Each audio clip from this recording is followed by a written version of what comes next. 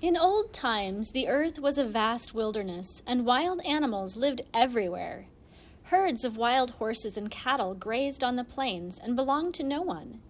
Bushes and trees served as protection to human beings. No one knew how to build houses. People ate the fruits of the trees and the fields, such as Cain had offered in his sacrifice to God. No hunter hunted animals, for no one ate meat.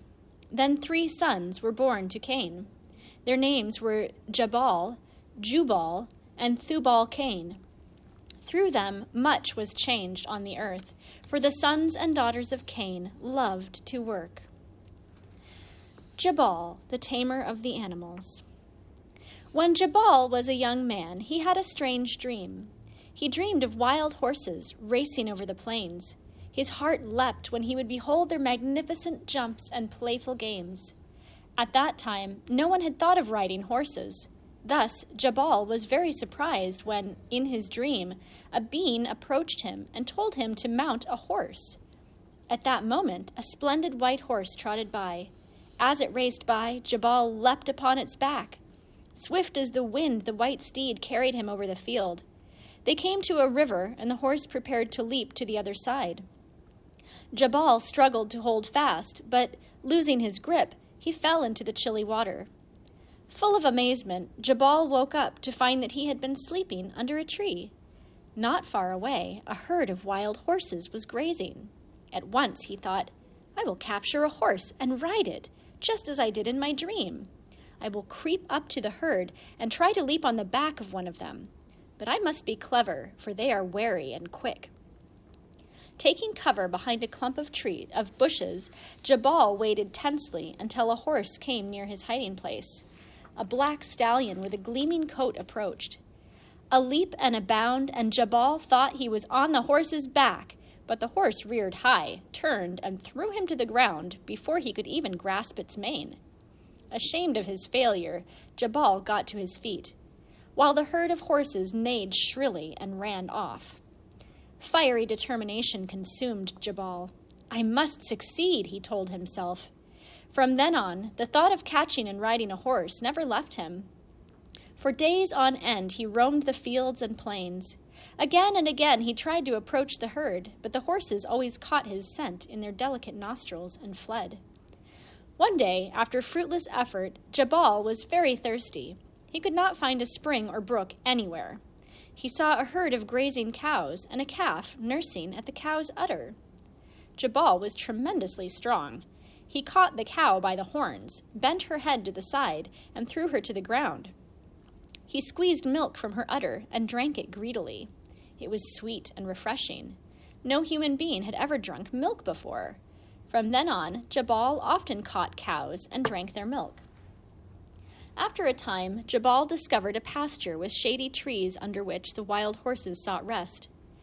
Early one morning, when the horses had gone to drink, he climbed one of the trees and hid in the leaves. The wild horses returned, and, sensing no danger, stood in the shade of the trees.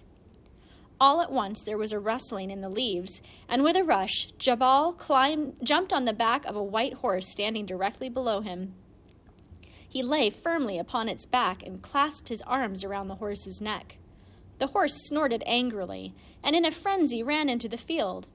It reared upon its hind legs, but Jabal held fast. Then it galloped wildly with him over sticks and stones, over ditches and brooks. When Jabal did not fall off, it threw itself upon the ground and rolled on its back. But Jabal quickly knelt upon the horse's neck and pressed its head to the ground so that the hooves kicked empty air. Finally, the horse grew tired and knew that it had been conquered. When it lay spent and still, Jabal stroked its neck and spoke soothing words to it. He patted its back and scratched its ears. A few days later, the horse was tame. Man and horse were friends. High on his horse, he rode over the earth. People, however, were afraid of the horse and its rider. They thought it a monster and ran away in fear. Children cried out to their parents, "A monster! A monster! It has 6 legs and 2 heads, and it looks as though a man is growing on top of it." When the people fled in fear, Jabal laughed and dismounted. He bound the horse to a tree with a rope made of reeds and persuaded the people to come from their hiding places. They came forth warily, but kept their distance. A brave boy, whom Jabal took up in his arms, even stroked the horse's neck. Then the adults also gathered round. Suddenly the horse neighed. Everyone screamed and ran. Jabal laughed and explained that horses make such sounds when they are happy. Nearby there were several huts. Jabal saw that the children were very pale and thin. A woman wailed, "This year we found only very little fruit. We have been digging for roots and eating them." Jabal said, "I will tame a cow for you, and then you shall have milk." "Now what do you suppose that means?" they said to each other, and shook their heads in disbelief. Jabal tied his horse to a tree and said to a man standing there, "Guard my horse for me. I will come back in the evening." On foot, he went into the nearby hills, where he had seen a herd of cattle grazing. From a hiding place, he ran toward the herd and grasped a cow by the horns. At that moment, a large bull bellowed and charged toward Jabal. He let go of the cow and seized the bull. A tremendous wrestling followed. Finally, Jabal pressed the bull's head to the ground with such force that the bull was conquered and knew who was its master. Defeated, the beast stomped off. Now Jabal had to stalk the herd once more to capture a cow. It was easier to subdue a cow than a bull. He brought the captured animal back to the people. The children cried, "He's coming with a horned monster!" and ran into hiding. But brave little Limo, who had patted the horse, dared to come near. Jabal tied the cow near the horse, stroked her, and milked her. "White blood! White blood!" cried Limo when he saw the milk squirting from the cow's udder. Jabal laughed and said to him, "That's milk. It's good to drink." He squirted milk into his hand and drank it, and then let Limo taste it. It tasted so good that he asked for more. He called to the others, "White blood, good milk." Cautiously they came near. Jabal gave one of them some milk, then a second and a third. He asked for a bowl and filled it with milk. While they were all crowded around the milk, the cow suddenly bellowed, "Moo!" Again, everyone screamed and scattered. Only Jabal, Limo, and the man with the bowl did not run. They laughed heartily. Jabal said to the man with the bowl, "You may keep the cow. She will give you good milk every day. Give the milk to the children and take good care of her. I will come back again and catch more cows for you. You are a strong man. Why not go to a herd and capture one?" Then Jabal mounted his horse and rode on.